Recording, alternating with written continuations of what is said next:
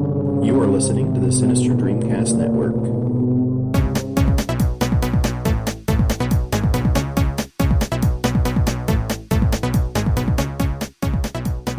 So, what's the plan? I'm gonna start shaking things up. I got a bad feeling about this. Frankly, my dear, I don't give a damn. Don't say that. What? That? What? That? I'm gonna make him an offer he can't refuse. Tell him about the Twinkie. What about the Twinkie? Gentlemen, you have my curiosity. Now you have my attention. Hello, and welcome to the Insert Movie Reference Here podcast. I am one of your hosts, Nicholas John Casino. And I'm also one of the hosts, Joseph Michael Conniff. I was deciding if I should give away my full name because you did. There's something uncomfortable about it, though, isn't it? Isn't there? It sounds weird. At this point, it's just like I recently couple weeks ago I went into an interview, and all of my everything professional and all that kind of stuff, my name is Nicholas. Anything legal or anything, I go Nicholas. And whenever I had to go check in, they're like, "What's your name?" I'm like, Nicholas. Like, yeah. I hesitated. Yeah. Because I don't use that name, like, that often. Like, I like having a full name. I like that I shorten my name. But, like, it's weird. I've seen companies on, like, their application or like, in their submission process for, like, resume submissions, they'll also ask, like, what do you prefer to be called? Yeah. Which is it's a considerate thing, because people's names and what they want to be called are sometimes different things, especially if your name is very foreign. Yeah, or if you're a junior. Yeah, yes, that too. Because there's a lot of people that are juniors that go by their middle names. Mm-hmm. This has nothing to do with movies. This has nothing to do with movies. No, not at all. But this week, okay, so last week we gave you a taste of Fantastic Beasts and Where to Find Them. This week, we're giving you the full shaft. Because I saw the movie, so just heads up, I'm putting this in the notes as well. Spoilers. Because this is a no-holds-bar. We're going to be talking about the entire movie fully as two friends would talk about it that have seen a movie. So, once again, from this point out, if you have not seen Fantastic Beasts and Where to Find Them, and you don't want anything spoiled, stop and come back. Also, because after this, let's be honest, we're going to be talking about the movie, and if you haven't seen the characters or anything like that, a lot of this really isn't going to make any sense. It's just going to be us yammering, you know? Yeah. I mean, and you're going to hang around for us to just basically only ruin a part of the movie? Like, I think there's only really one thing in this movie that we could spokenly say that actually ruins something in terms of, like, a surprise element, you know? Yeah. You know, like the massive, like what, you know, spoilers nowadays reveal something that you weren't expecting, which in my opinion, it's anytime anyone talks about the plot of the movie or characters and what they do in a movie, to me is spoiling things. So, I mean, all of this is a spoil. So just don't listen to podcasts about movies that you haven't seen. Regardless, from this point out, spoilers. So, Joe, I have to say your opinion about the movie was correct. It is quite fantastic. It's also really well, like what you were saying about the plot and the A and B story, how it weaves in and out of each other. Very, very interesting structure. Yeah, that only, I think, like I said, I think only a novelist would come up with that sort of thing and be comfortable with it. Yeah. Whereas I think a screenwriter would not be comfortable doing that because it's ingrained in your head. First of all, don't do that ever. You know, every screenwriting book on the planet tells you not to do that very thing. So, but this is a very particular set of circumstances, I think, as a movie. Yeah. You don't typically have authors of the caliber of J.K. Rowling writing their material. You know what I mean? Like, you had Michael Crichton, who did the first draft of Jurassic Park, but, like, Jurassic Park's what made Michael Crichton, like, a household name, you know what I mean? And Stephen King never accounts for anything because he's crazy. Well, and I think also, just like what I said last week, this isn't really an adaptation, you know? Yeah. The story is grounded in cinema. So she had the freedom to sort of... the visual aspect of the movie wasn't on... The weight of that wasn't on her shoulders. Because A, that had already been established by David Yates. And B, all this stuff hasn't already been visualized by the fan base in their own brains when they read the book. Yeah. It's not the same thing, you know? So you don't have people going, well, the book was better the whole time, you know? This is the book. This is the book, the movie. So, I mean, it's sort of a perfect storm of stuff happening. You know, in terms of just this franchise. Yeah. So I guess we could. We can go real deep and we can start from the beginning. So, I see what you were saying, but it didn't confuse me with the beginning with Grindelwald. I thought the beginning was a little too rushed. I feel like there should have been like a dialogue exchange or something, because it was like this very arbitrary scene of like these wizards using the Loomis spell on their wands, walking up to this building that we know nothing about, then them getting like incinerated, and then we see the back of this blonde-haired gentleman's head. And then they use the exact same shot of that was supposed to be... I mean, I don't know if you're supposed to know that that's Grindelwald in this movie or not. Like, I don't know if in that... I got the impression that that's who it is. He's the bad guy that they introduce. And then they have... I'm just blanking on the character's name at this point. Lead character? No. The antagonist in this movie. Ezra Miller? No. Colin Farrell? Colin Farrell's character, whatever the fuck. Graves, okay. They have a shot that is pretty much identical in terms of... I'm sorry, I'm not... You saw me earlier today, Nick, you even said to me, you're like, are you looking at... You're doing okay? So it's going to be... I'm gonna go... The ginger kid. I'm going to be saying that a lot when I'm referring to Eddie Redmayne, and, you know... It's gonna get difficult, and I'm either going to get better as the podcast goes along, or entirely worse. We're gonna find out. But anyhow, they have a shot that is identical to that shot of the blonde-haired character, like the back of his head, and he has the same haircut. So I kind of got the impression early on that this is sort of supposed to be our Grindelwald character somehow. So whenever they revealed that at the end, and again, no apologies, spoilers, I wasn't really... I don't know, Nick, I don't know how you felt, but I wasn't really like, like I was kind of just like, yeah, I thought that was like the point. Like, I don't know why, like I didn't get the impression that this character was supposed to be taken as a good guy, and that he wasn't supposed to... that you weren't supposed to know this the whole time in some way that this was actually Grindelwald. See, for me, I didn't know it was Grindelwald. It was more, for me, it was like, oh, that's where Johnny Depp comes in. Because I didn't hear who Johnny Depp was playing, but I heard that, you know, he has, like, a surprise role in the movie. And whenever, you know, Newt, as you would say, Joe, the ginger kid, figures out, somehow, I don't know how he does, but somehow figures out that Graves is Grindelwald, and he, you know, does the revealing spell on him, and he turns into Grindelwald, and then I see Johnny Depp's face, and I go, oh, that's where he comes in. And I thought it was... He figures out who Grindelwald is by piecing together Grindelwald's... I think they... And that's one of the real weird things about this movie is this Grindelwald character, I believe, will play a major role in the future movies. He's the Darth Vader of this franchise. Right, so we're going to... Yeah. So they needed to lay some foundation. The problem is I feel like they just kind of barely speckled in stuff. And there's an aspect to Grindelwald that Colin Farrell's character was speaking in his sort of propaganda language. And he spoke that way to Eddie Redmayne in the interrogation scene. Or he reveals to Eddie Redmayne's character what the Grindelwald propaganda is, or the mindset of his followers, by accusing him of being one of them. Yeah. And then later, when he's sort of speaking in the same tone, from the same mindset, I think that's where we're supposed to be on the same page with Eddie Redmayne and going, oh, he is part of the Grindelwald camp somehow.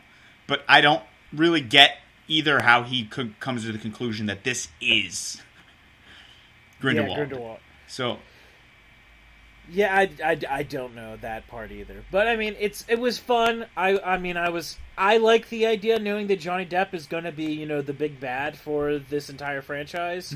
Because they've even said that he's going to be playing a larger role in the next several movies. Because they already confirmed that Albus Dumbledore, Grindelwald's lover, will be in the next one. Because there's already... I believe there's speculation that Johnny Depp would be playing Dumbledore. That was the main rumor going on. Yeah. Okay. That they floated out there. I think intentionally. It was an intentional rumor. Yeah, I was going to say that's a horrible cast. Yeah. That's horrible casting. So we'll see. I'm interested to see who they're going to play, because Dumbledore's still kind of old. By wizarding standards, he's not old at this time, but he's still, I think he's a close to 100 by the time this comes around, because I don't know if you know this, Joe, but wizards and witches, the average life expectancy is between 150 and 200 years. Okay. So that's the irony of Voldemort, is that he was afraid of dying and he died at 70, which is 30 in wizarding. Yeah. So I'm in, there's already, the internet is already abuzz with who's going to play Dumbledore in the follow-up to Fantastic Beasts, whatever the fuck that's going to be. That's the one, I like this movie a lot, but the one thing that, both Jules and I were wondering, where the fuck is this going to go from here? Yeah. Because it's Fantastic Beasts and Where to Find Them isn't really a good, solid saga name. You know what I mean? Yeah. So, what's the sequel of this going to be called? I think they're just going to keep churning out different titles that aren't related at all. I wonder if they're all going to be named after the textbooks. I don't know. I think the other textbooks is the history of Quidditch Magic. Or something, right? Yeah? Yeah, well, no, there's a history of magic. Okay. There's a bunch of them. But, I'm also curious to know if Newt's going to be in these. Yeah, that's what I can't put together yet. Is Newt our hero going forward, or is this it? Do we move on to another character somehow? It's really hard to tell what's going to happen here. I feel like we're still going to have Newt. I do too, because of the interrogation scene that you were talking about with Graves, Grindelwald. That he asks him, what is it about you that Albus Dumbledore sees in you? So I feel like that's foreshadowing to Dumbledore is going to be using Newt in some manner to help fight Grindelwald. Yeah. So I'm also interested to know where Grindelwald and Dumbledore's relationship comes in, because they don't seem like they know each other right now. Right. Yeah. And I always got the impression that it was one of those things they came up together. And, they went different, they loved each other, and then paths separated.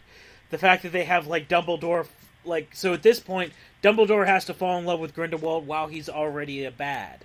So, that seems like that's going to be difficult. Yeah, it's going to be interesting, and I'm not entirely sure, because it's not like J.K. Rowling has crafted a really great love story yet in any of these books anyhow, so none. So it'll be kind of interesting to see if she takes a crack at that. I mean, everything's pretty platonic, Yeah, I mean, Harry and Cho had a thing, and then fucking what's her face, the weird the crazy broad had a thing with Ron. Yeah, and, but none of it really Yeah, but it was all teenage stuff. Yeah. So none of it was really mired in complicated affairs, and with all this stuff happening, it's not like a love that was complicated by the events.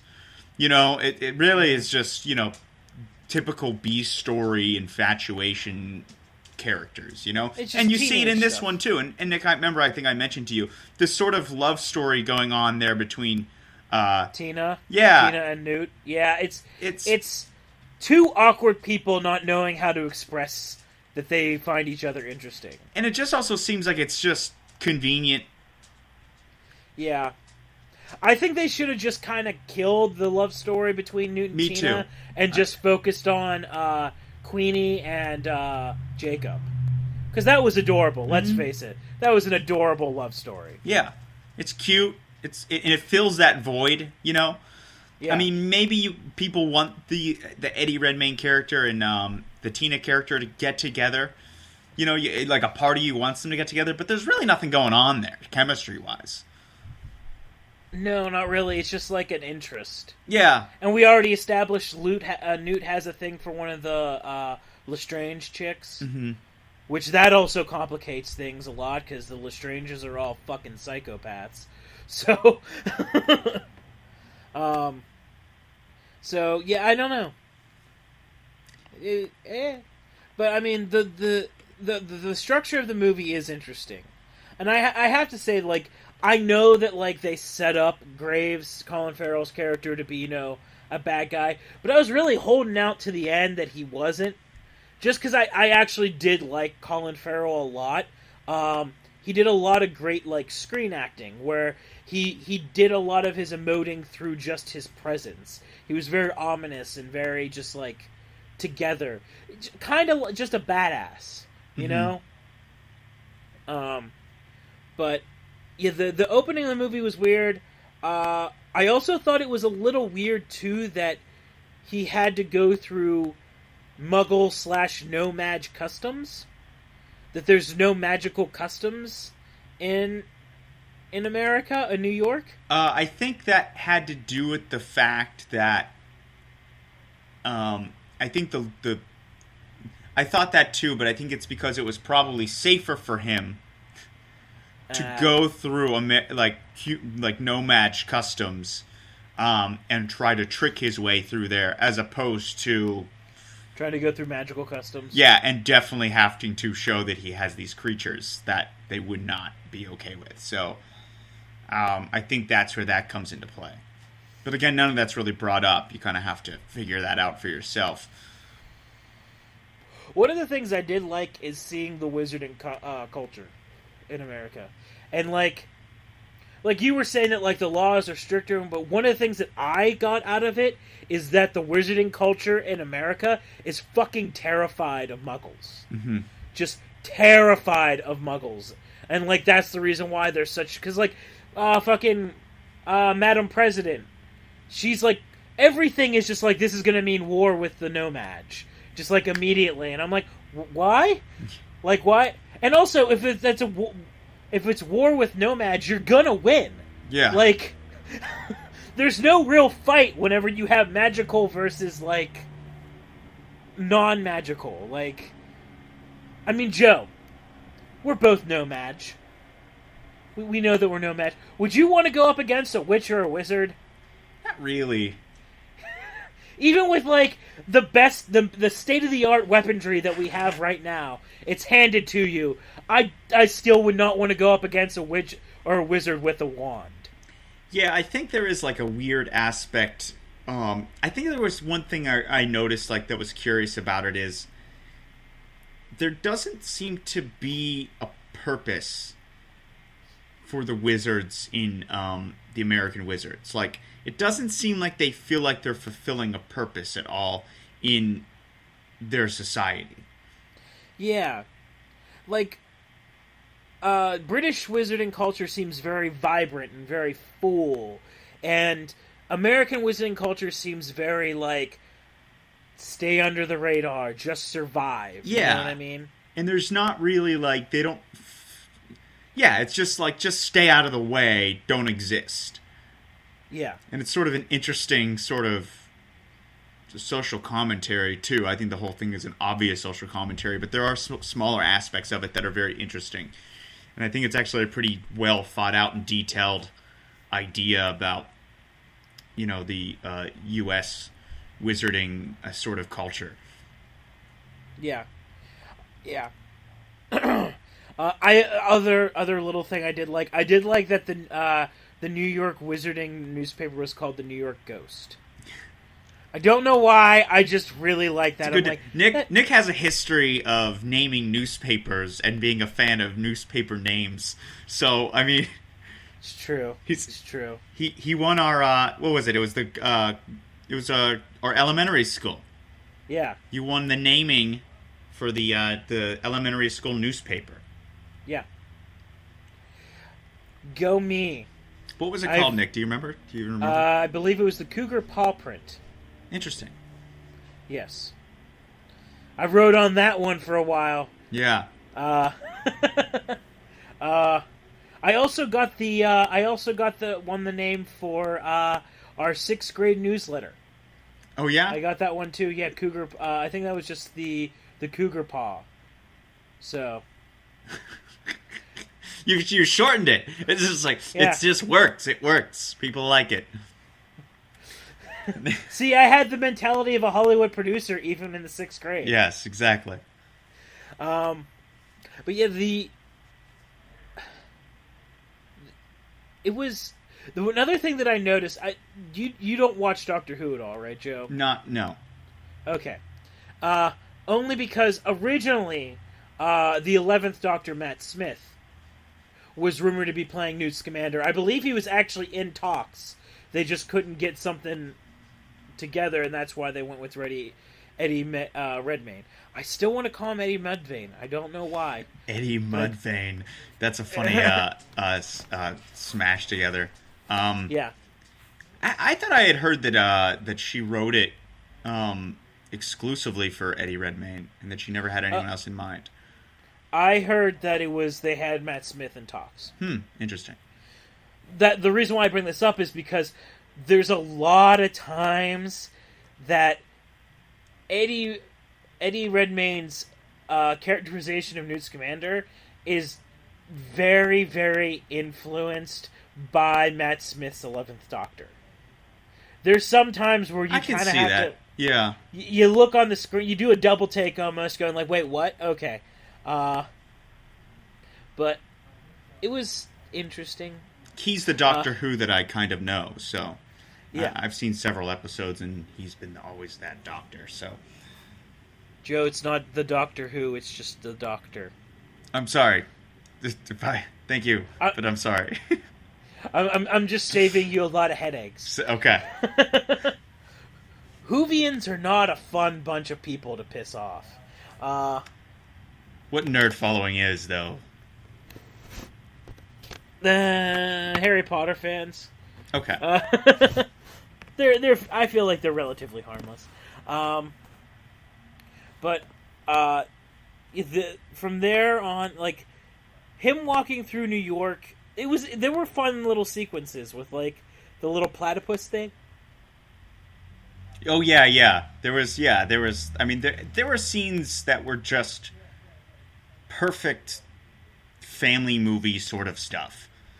Like enjoyable, good old fashioned, go to the movies fun sort of scenes, you know. And I think that's something that we shouldn't overlook either. Is, you know, these are the movie's still entertaining. Yeah, very much so. I mean, it's juggling these things, but it keeps it very interesting. Yeah, there was a lot. See, what I got out of it, the two things that I got it, like the whole abuse thing was real heavy, to the point where I really didn't like whenever we went back to Ezra Miller. I real uncomfortable, kind of want someone just to kill that bitch. And it was also kind of embarrassing as an American, seeing like the second Salem chick, just like, you know, because like you never see that in England, like in the British Muggle wizarding culture relation. There's no like burn the witch. Yeah. But in America, there's a whole group of people that are witches are among us, and we need to kill them. It was embarrassing, to be honest. Like it did scream a lot of Westboro Baptist. Yeah.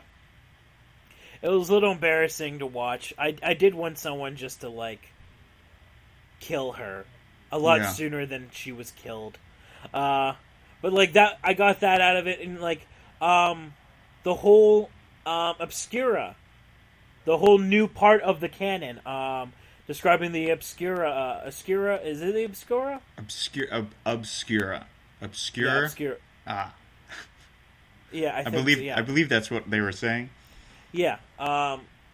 That's a big part of the canon now. Mm-hmm. Like, because there's that meme going around, which she kind of killed that meme, because there was a meme going around saying, "Hey, remember, if you didn't get your letter from Hogwarts, Voldemort destroyed the magical registry from this time to this time, so that's why."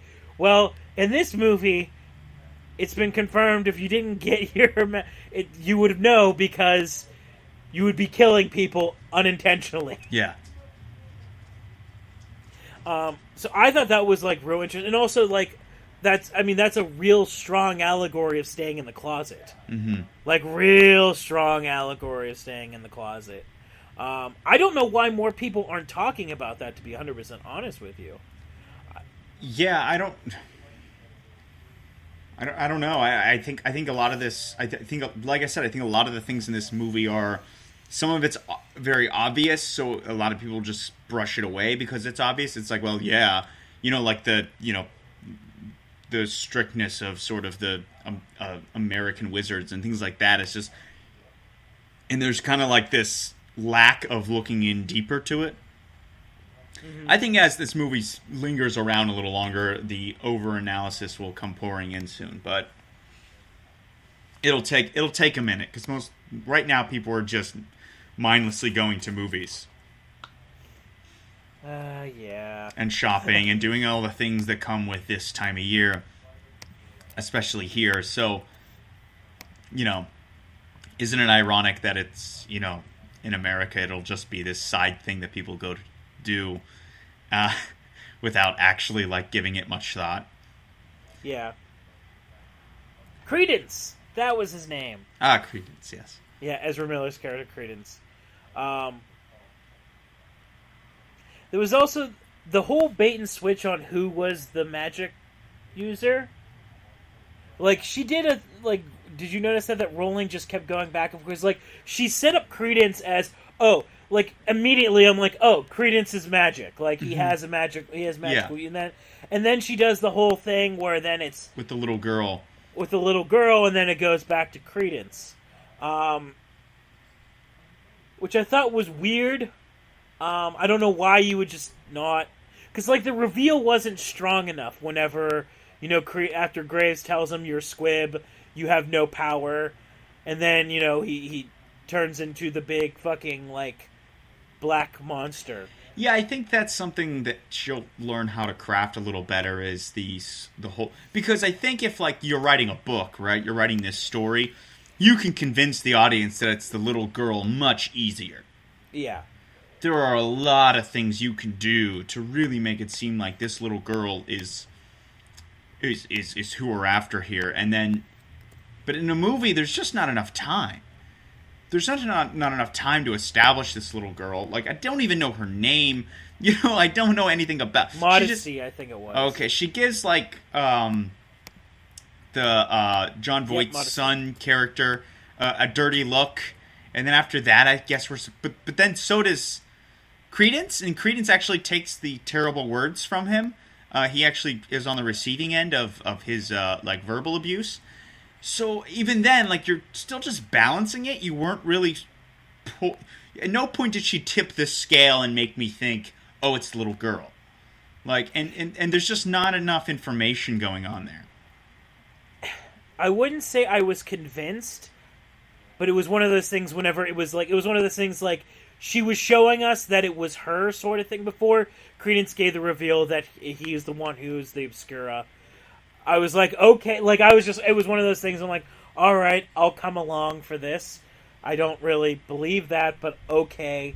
And she kind of did that with the older girl, Chastity, who just fucking just went away. Yeah. Like, just disappeared. This probably would have been a lot easier for me to deal with if I didn't, for the first two scenes of the second Salem scenes, if I didn't think that they were flashbacks. Which you That's didn't fair. have to worry about, Nick, because I gave you that warning. But for no fucking kidding, man. Like, the first couple scenes of those characters, I thought we were in flashbacks. See, I never, even without your warning, it didn't really occur to me, Yeah. to be 100% honest with you. It's just the way that there's like a tonal shift. And then there's a sort of a costume change. So I just thought we're in the past taking care of some exposition. I assume it was weird. At first, I thought maybe Ezra Miller's character was supposed to be Colin Farrell's character when he was younger. Oh, okay. I was picking up things that just weren't there, and then eventually it was. I figured out that all this is happening now. There are no flashbacks. But I mean, like, going back to... Also, you were saying, like, it's much easier in a novel.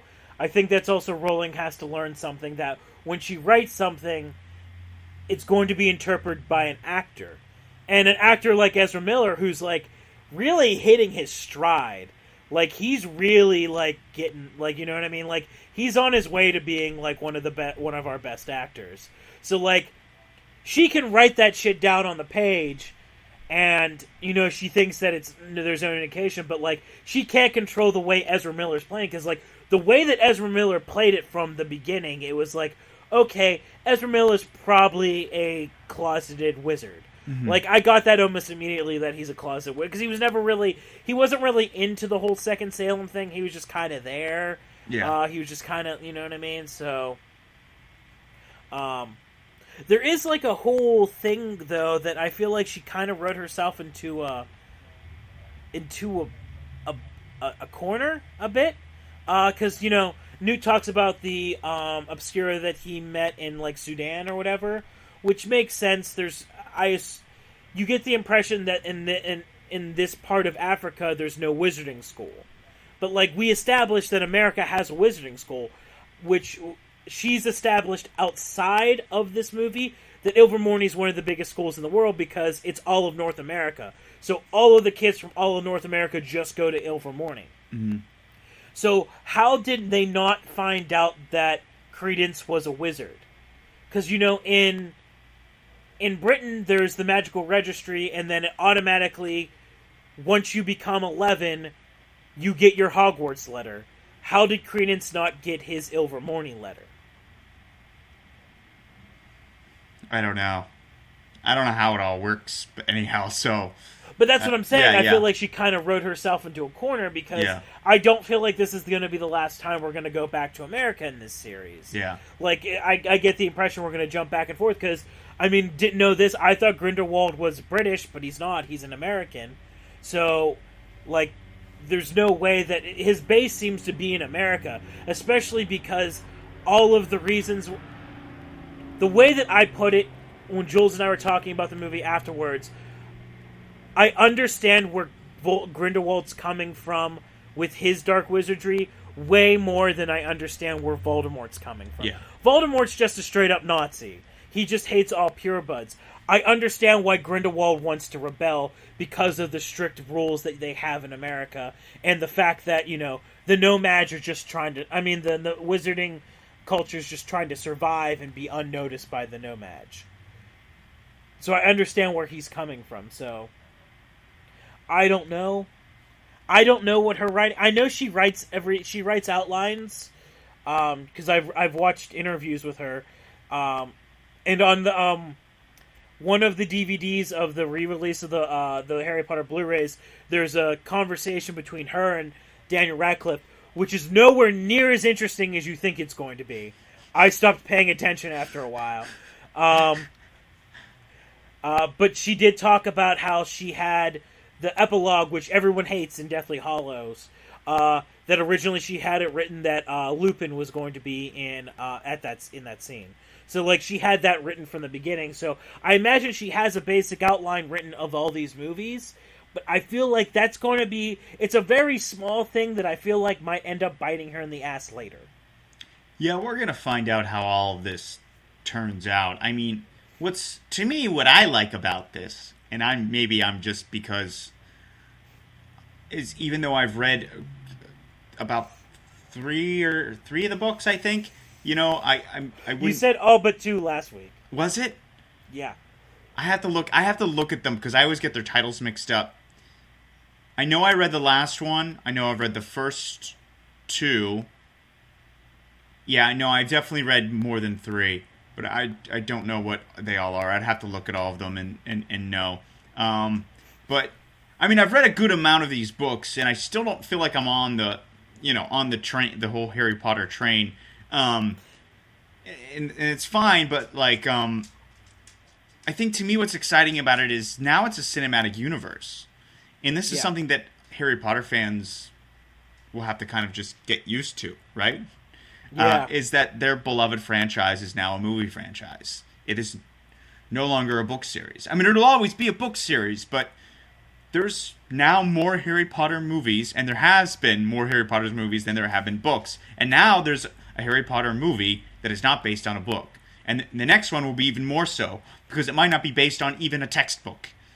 Yeah. It might be full narrative cinema.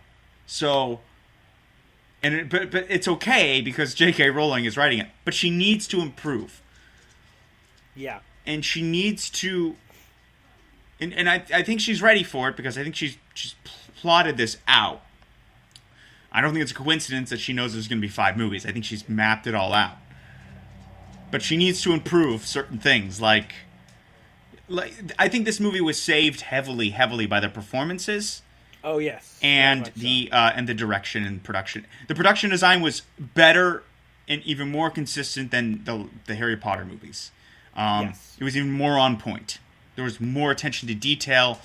It felt it was a period piece, so it did a great job of creating that atmosphere. The characters had so much more depth than the movies ever did, and it worked so much better. But some of that was a little bit patchwork, and I think in terms of climax, there really wasn't any in this movie. I'll be honest. It was kind of disappointing. The ending, and you see what I mean whenever I talked last week about the ending, it kind of just gets to a point where everyone's in the same place and it's got to end.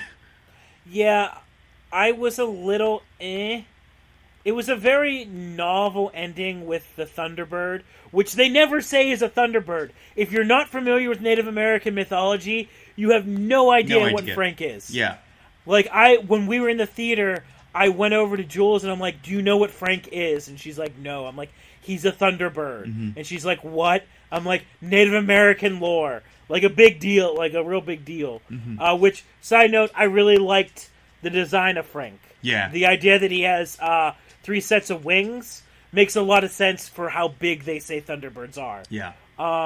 But for you to convince me that a city as large as New York can be obliterated by a tiny vial of swooping death venom diluted into water is a little bit of a stretch. Yeah. Agreed. Yeah, I mean... It contradicts itself because it's also... Because they have that whole... It contradicts itself because they have the whole scene with Jacob. Where Jacob's saying goodbye to Queenie, Tina, and Newt. And, he just has to take that step out, and then he won't remember any of them. So we're in this world, that is the conceit that we're making. That once you hit the rain, the Obliviate spell takes its place. Not everyone in New York is outside at the same time. Right, there's that. There's that immediate thing, and then at the very end, he kind of has like this smirk on his face, like he remembers. Yeah, I get the impression that maybe it might be meaning up to something that the Obliviate, because it's like the problem that we're saying with it, where it's like this is a pretty big conceit for us to jump to. It didn't work that well. Yeah, and that might change wizarding culture in America, because every other time that we see Obliviate, and when we saw it in the Harry Potter, the couple times they used it in Harry Potter, mm-hmm. and the couple times they used it in Fantastic Beasts, Obliviate got rid of everything. There was nothing, there was no remnants of anything. But it's established when Jacob gets his bakery, he makes baked goods based off of the Fantastic Beasts that he saw. Yeah. So, I'm hoping that's her foreshadowing to the fact that the Obliviate spell doesn't work as well as they thought it did. Yeah, I mean, they could always also... They could do that, and they could use that as a conflict, or they could explain it away because Jacob was exposed to so much information, because it's not like he just saw something, he just he didn't just see he lived it and he experienced it on a day-to-day and touched these animals and fell in love with a wizard and all these things. So I think you could also explain it away and say, well, his exposure ran deeper, so it was harder. The small amount of Obliviate liquid serum the small amount that he did take on didn't wipe away everything, because there was so much more in his experience than everyone else's. It's magic, so they can literally explain it however they want to explain it. But there could be that conflict issue. There could be that issue where there's just this sinking feeling in the public that there's something some truth in magic. Yeah.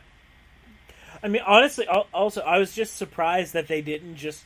I don't know why they didn't think, hey, Jacob and Queenie, why don't you go back to England with Newt, where you can marry a muggle? Yeah. Like, I thought that's what they were going to do. I thought Newt was going to interject and be like, okay, you can just come back home with me and you guys can get married. Yeah. Which might be something that, like, we'll see. It might be one of those things where she'll look back and go, I should have fucking done that. Yeah. But yeah, Colin Farrell I liked a lot. He had a real good presence about him. He surprised me. I mean, he's been doing... I feel like he has been improving as an actor, because he's never really been a lead man. Even though he looks like a lead man, yeah, he's never really been that. I mean, he's always done a good job supporting or being a complimentary character. And there is something dark about him. There is something very ominous about him in his character, just as a person. There's just something... He's a clean slate, if you will, as an actor goes. Yeah, which is a good thing. It is good. Yeah. It's just as an actor, there's nothing. You don't say the name Colin Farrell and go, "Oh, you mean that guy that killed a guy on a motorcycle or something like that?" Like, you don't. There's nothing about Colin Farrell that there's nothing that comes with that package. You know what I mean? There's no baggage that comes with that guy, and there's nothing about him that is outstandingly unique either. Yeah, he's just ordinarily good looking enough to pretty much be exactly what you're looking for.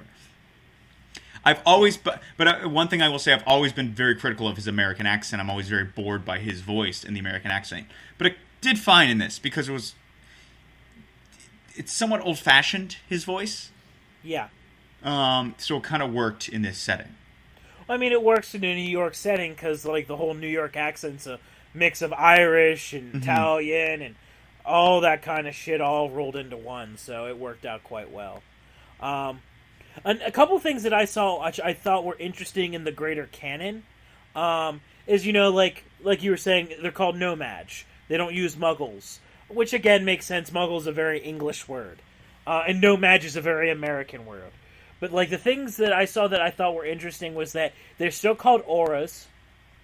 The policing force are still called auras. And they still call them squibs.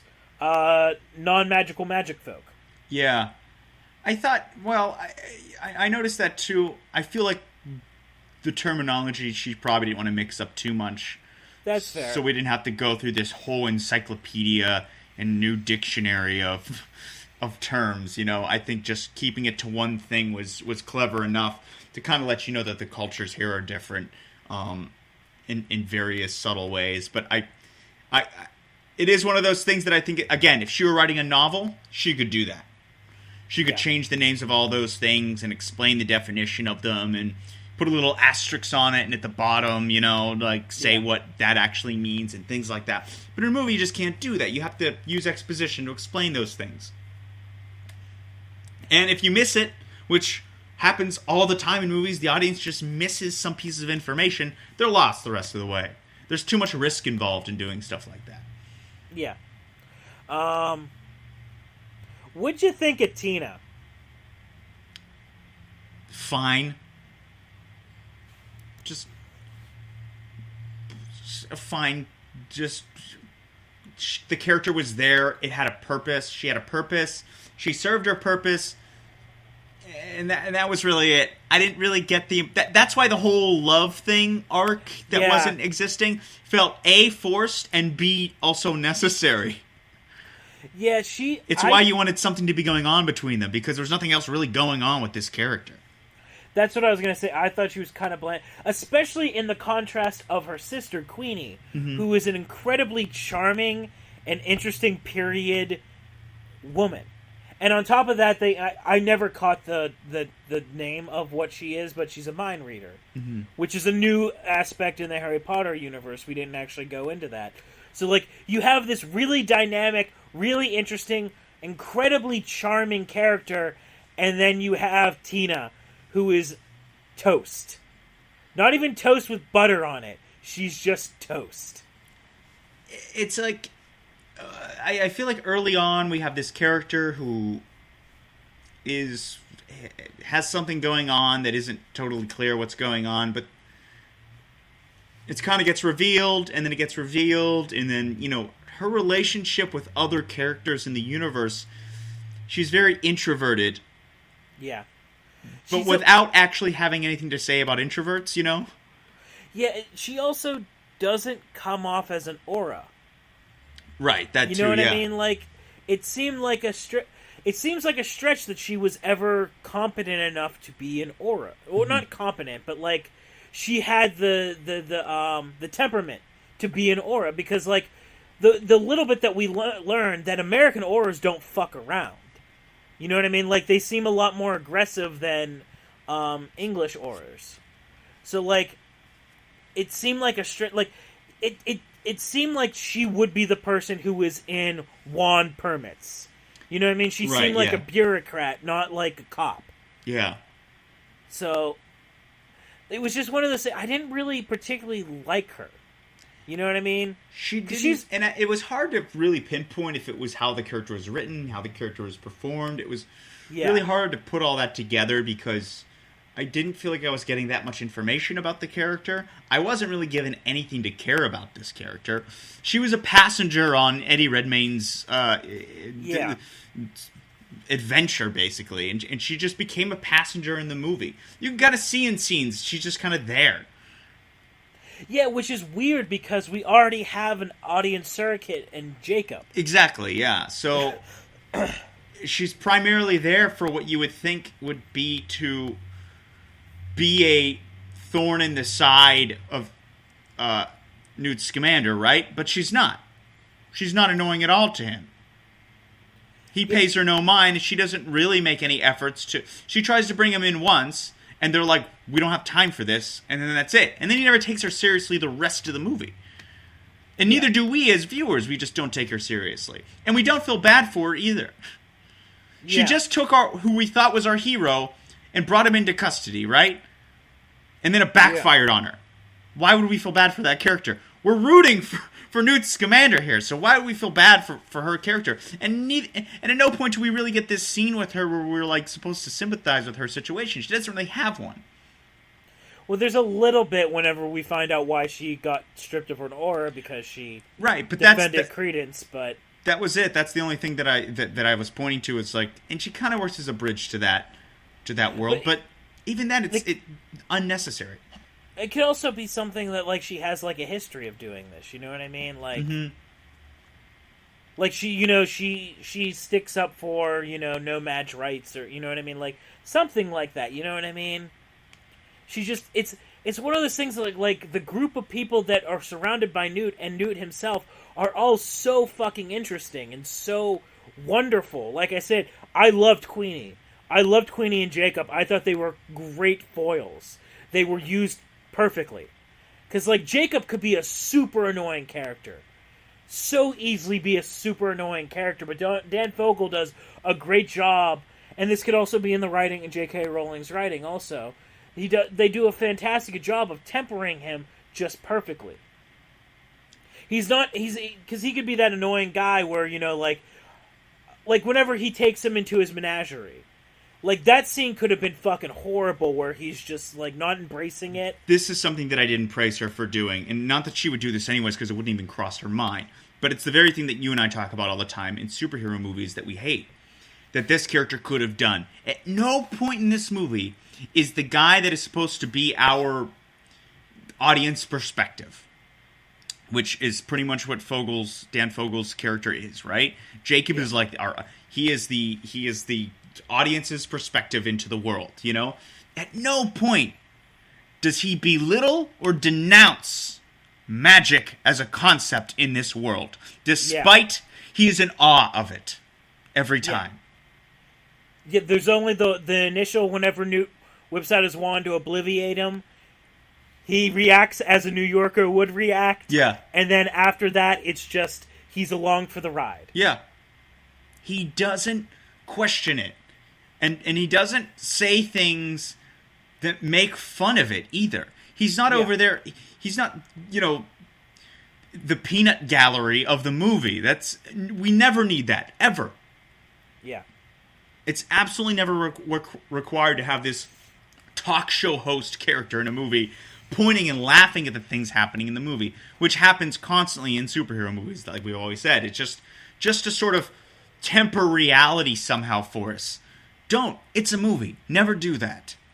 Yeah. Never take that away from us either as viewers. And that's something that I really appreciated that this character. He loved these fantastic beasts. He loved them as much as Newt. He fed off of Newt's passion for these creatures. And he buys into the world. He totally buys into it. Yeah. And we as viewers buy into it with him. Yeah. And Newt's fantastic. I mean, Eddie Redmayne does a great job in this movie. He really does. Jules brought up a good point that someone might not notice. There's a good chance that Newt may be on the spectrum. She said that he has a lot of autistic traits, which is not doing well in school, not being having trouble with socialization, being a loner, but having an incredible focus on one thing, and that one thing he's amazing at. She praised Eddie Redmayne's performance in this movie quite a bit on how fantastic he betrayed Newt in that way, in that manner. Yeah, and it's, again, intentional or something that just falls in place because of, the way the character performs, or the way the actor performs the character, or the way the writer, portrays the character, and it might just be something that Eddie Redmayne noticed. Yeah. I thought he did a couple of very interesting physical things. First of all, the mating dance, his gait in general, that he purposely sort of gives Newt, is one of those little subtle things that not a lot of actors do. And I think some of the very, very best character actors are aware that your body is just as important to the performance as your dialogue, your delivery, and your facial expressions. And I think that gets overlooked sometimes in movies because it's so much more intimate that your facial reactions and things like that are focused on more by those actors. But that's why Johnny Depp is so highly regarded. He's aware of his body movements and his posture. And it's why he can perform things differently from picture to picture in such a way where you're like, that's definitely Johnny Depp, but there's something very, very different about him. It's his posture, and it's the way he walks, and the way he moves, and the way he sort of just presents himself. I was going to say, and in the mating dance, that's very evident with Eddie Redmayne's character. By the way, I don't care how long you've been acting and how much you're not afraid to get up and do whatever in front of people. That took fucking balls. Yeah. It took balls to do that in front of the crew. It took balls to read that on a page and then go, I'm going to do that. It took balls to do that, and he's doing it with a character that's not, with a thing that's not there. Yeah. There's nothing there. Let's also remember, Eddie Redmayne is an Oscar award-winning actor. Yes. This is a man that is highly regarded now in Hollywood. Yeah. He is elite. Held to a high esteem. You know, that is a good point. He did a mating dance with an imaginary creature and went all in. Yeah. I'm watching this and I'm just like, you're slightly embarrassed for him. But you're also just like, God bless you, man. Like, God, he did that in front of real people. That's what you forget too, everyone. Real people were standing around waiting for someone to call cut so they could get on with their jobs. Yeah. I hope he got an applause for that. Yeah. Oh, yeah, he probably did. I mean, I'm sure. I mean, but geez, oh, man. To just take that on, like, that's vulnerability at its highest peak right there. Yeah. How many people could even do that? Jim Carrey? Maybe. Yeah. I mean, how many, honestly, like, to pull that off and to do it in such a endearing way, too, to still have, like, sort of, like, to still look like you're committed to it. Like, and you're not just doing this, like, as a joke. You're doing this, like, with sincerity. But it's so absurd. Also, something we should bring up is that there are so many actors who would read that scene in the script and go, I'm not doing that. Yeah. That's another thing, too. There are a lot of actors. I would say the majority of actors would say, especially Oscar award-winning actors. Like, could you see... Okay, Denzel Washington, if he was cast as Newt Scamander, not now, not at his age, but the same age as Eddie Redmayne, cast as Newt Scamander, can you see Denzel Washington saying, yeah, I'll do that? I can't see him doing it. I can't see Christian Bale doing it. I can't see Jack Nicholson doing it. It's just... and we're not saying this because I don't think that they would ever do such a thing. It's just... Or that they wouldn't go all out for a script that they believed in. It's just... And this is another benefit of J.K. Rowling kind of writing these scripts, is the buck stops with J.K. Rowling. And she writes that scene, she's doing that scene. We're doing this scene with the mating dance thing. We're doing it. That's it. End of story. Whereas in a lot of Hollywood movies, most people... And the reason I'm saying this is, it probably doesn't read on the page like something you'd want to put in the movie. Yeah. Most people would probably read this script, get to that scene and go, we can cut this. This is a bit silly. Or temper it down. Yeah, like, this is a bit over the top. Like, we don't need this. And a lot of people would go, oh, this might take us out of it or something. It's like, I don't know if the character would actually do this or what have you. Are kids going to want to see this? Like, kids aren't going to understand. They're going to laugh they're going to laugh their little pants off at the fact that Eddie Redmayne's jumping around in the dirt, snorting like a pig and shit. Like, they're going to laugh. They're not going to know. And the adults are going to laugh because they know what he's doing. Yeah. There's going to be this, like, level of internal embarrassment from everybody that you're just going to have to react. And at the end, there's something very freeing about seeing somebody do that. Yeah. There's something very freeing and very, like, there's like a lift. There's like a vulnerable lift. There's like you've lifted off like this shield from you because someone else did it. Even though that person is on screen, still in the room, somebody got up and did something like that. There's something very, and to me that was one of the few times in a movie that I really just lost where I was. Mm-hmm. There's not a lot of times that happens, and it's a sign of a really good movie. Is I just lost where I was. I was just in that scene, just embarrassed as hell for Eddie Redmayne. Yeah. I just lost in it. Just completely in the environment. Just, oh my God, what is he doing? Like, just completely immersed in it. And then you just come back to it and you're just like, everyone else experienced what you just experienced while watching that. And that's one of the beautiful things about seeing a movie in theaters, by the way. Yeah. And also, on top of that, it's incredibly important for Newt's character. Yes. That says so much about Newt. Yeah. And how far he's willing to go and how much he sort of knows about these animals and how much time he's spent with them and how much he just cares. Yeah. I did want to ask you, Joe, were there parts of the dialogue you had trouble understanding? Any Eddie Redmayne movie, I have trouble understanding dialogue. Okay. I've put on subtitles before for him, and it probably will not change. He has a mumbling way of acting and his accent is so thick that it's not always easy to pick up on what he's saying. But I always get the information. That's the incredible part.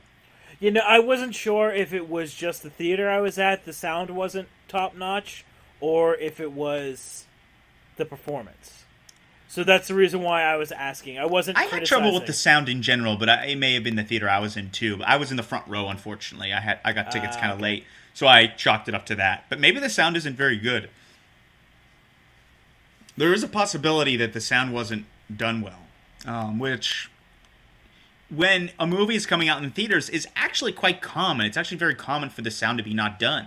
Because it is really one of the last editing things that gets completed sometimes. And if the sound isn't ready and it goes into the theaters and it's played on those speakers, it can really affect the movie. Now, by the time it comes out on DVD, all that shit will be patched up. It'll be fine. No one will ever know the difference. But it's actually it's a very common problem in movies, is they end up in theaters and the sound really just isn't done. But you got to release the fucking movie, and you're not going to wait for all of these levels to be ironed out and perfect. And some producer's sitting there going, "What are they doing in there?" Like, it's done. It sounds fine to me, and and then it's the result of you sometimes going, "Sound wasn't too good." Like, so it's happened many a times. Did you also notice that Rowling joined the Producers Guild? Yeah. I mean, good. It's a similar thing to Ryan Reynolds. It's like, good. You're covering your ass. That's what all you're doing. You're just covering your own IP. Yeah. I think that was everything that I wanted to talk about. But overall, like, I know we were a little critical of some shit, but like, don't let that take away from the fact that it is a really great movie.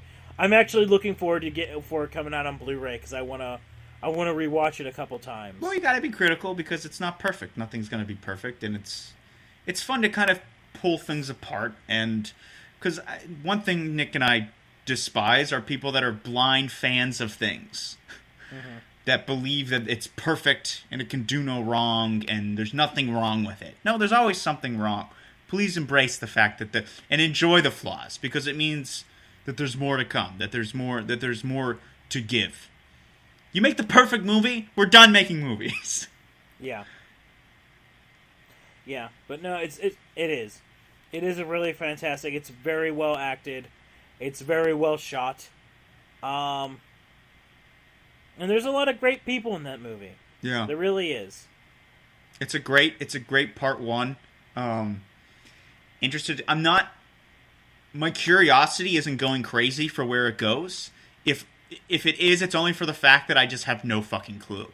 It's not the curiosity, like, can't wait to see, like, I have no information going forward. I'm going to see the next one because the first one was quality.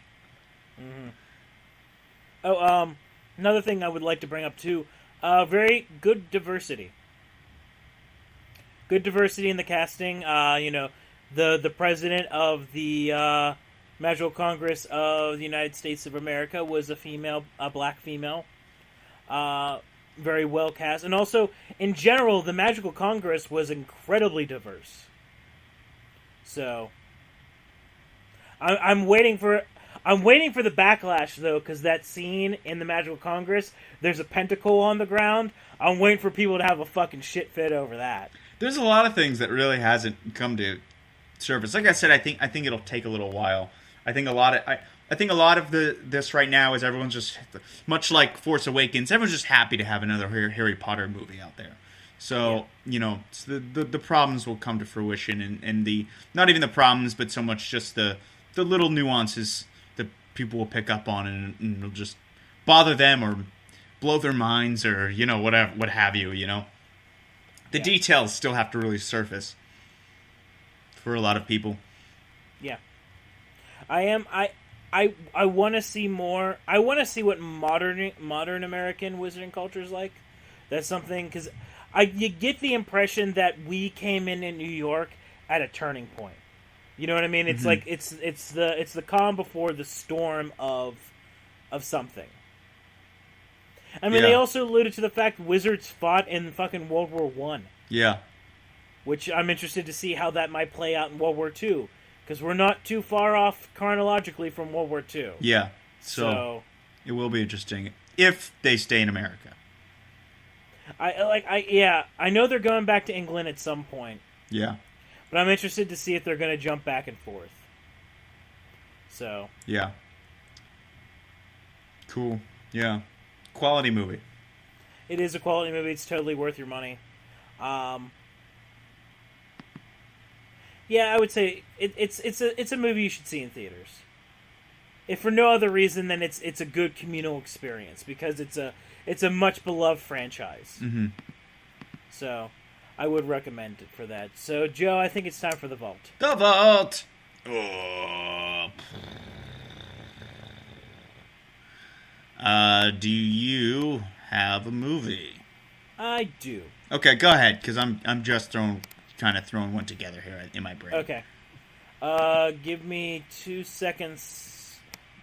Oh wait, no, I know this. Fucking idiot. All right. My movie is a very recent movie. A movie that I wanted to see in theaters, just never got around to it. Which was Pixar's latest addition to their legacy, which is this year's Finding Dory. I just bought this on a whim because it's Pixar. I can't really go wrong with Pixar. Though I still don't have the balls to buy The Good Dinosaur without seeing it. I don't know why, I can't bring myself.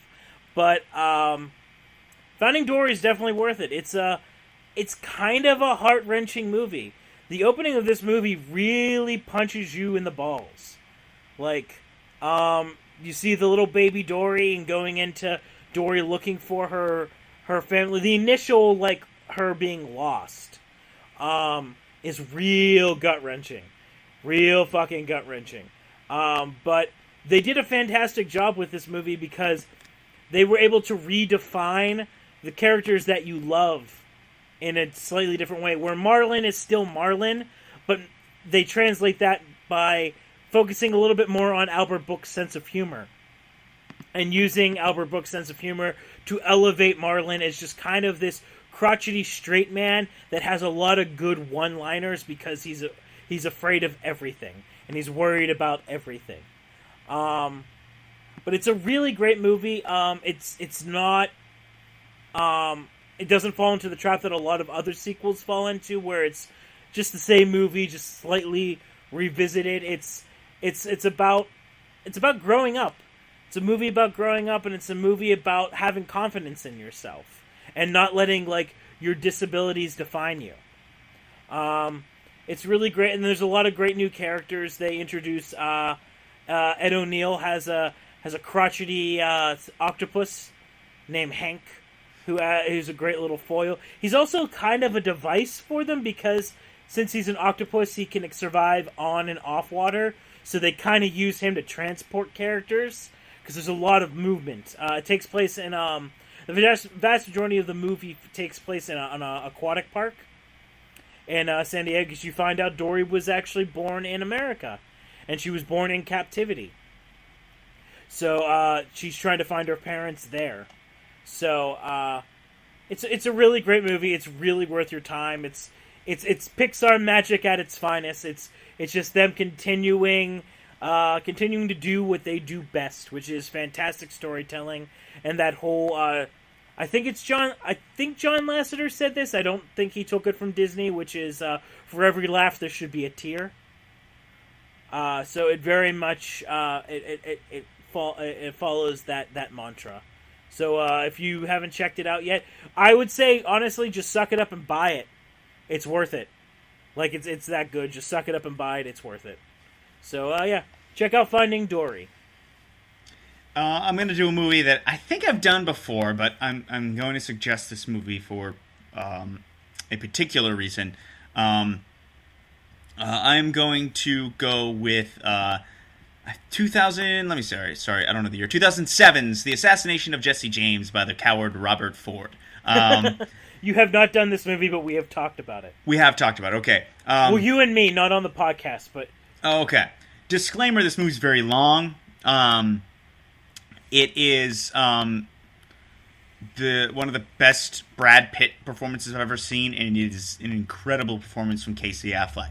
And the fact that the movie is so long is what is kind of impressive, because it's really a boring fucking movie. Okay, it's a boring movie. Casey Affleck is very unsettling, and Brad Pitt keeps you watching. The thing that makes this movie great, though, is the cinematography.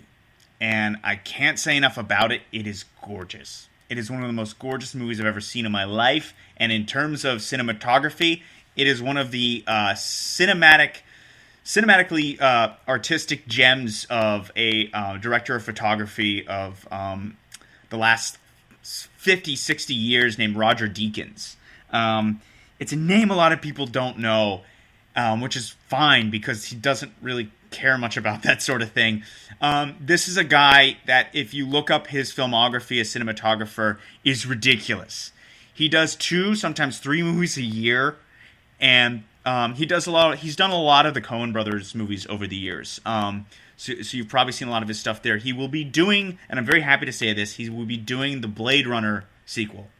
And just, if you have time, go online and check out his filmography. It is incredibly long, and it is incredibly impressive. But this, to me, of the movies that I've seen that he's done, is the most tremendous in terms of an artistic camera work. Because it really is just a work of art. It is really just a work of art in terms of movement and lighting and vignettes and shadows and movement and panoramics and landscapes and all of these things. He gets all of these things in this movie, and they are every shot you could make into a painting, basically. And it's worth a watch for that aspect. It is very long, so I really wouldn't blame anybody if they just stopped halfway through and be like, it's beautiful, but I've seen enough. Because, I mean, I get it. It's just a case of a movie just being way too fucking long. And it's just paced slowly. We get from point A to point B like a tortoise. So, and it's all supposed to sort of build like the ending tension aspect of everything. But to be honest, it's just too long.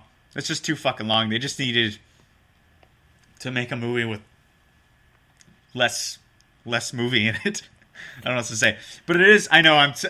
Watch this movie, but don't. It's long, but watch it. No, it's very beautiful.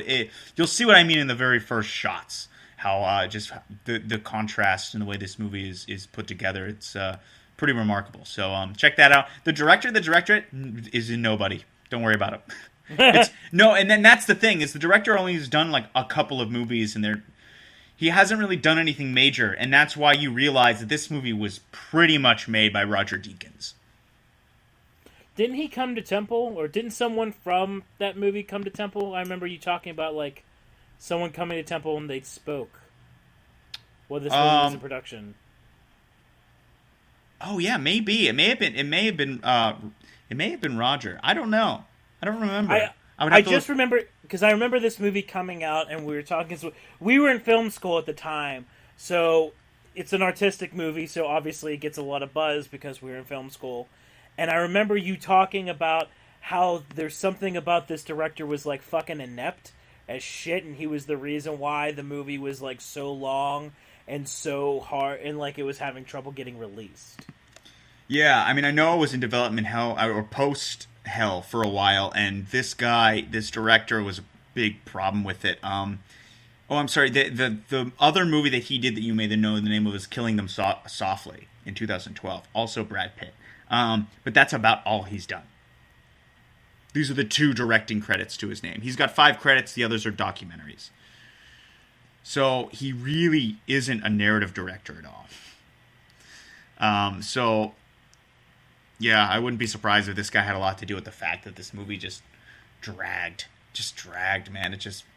And he had a lot to do with the script as well. But the novel, he didn't write the novel that it was based on, which the novel apparently is very good by the same title. Cool. Good recommendation, Joe, for very specific reasons. Yeah. sometimes you just got to be careful. You just don't want to go willy-nilly to suggesting movies just because you think they're good. There's aspects that are good about movies, and that's the thing to keep in mind. Dude, like the past 2 months, that's all I've been recommending. Yeah. Bad movies for very specific reasons. Yeah. So, well, there you go. I think that that sums up another thrilling adventure of the Insert Movie Reference Here podcast. Correct. Well, I think that means I'm Nick Kazina. And that means I'm Joe Conniff. See you next week. And scene. You have been listening to the Sinister Dreamcast Network. For more from Sinister Dream Productions, check out www.sinisterdream.com.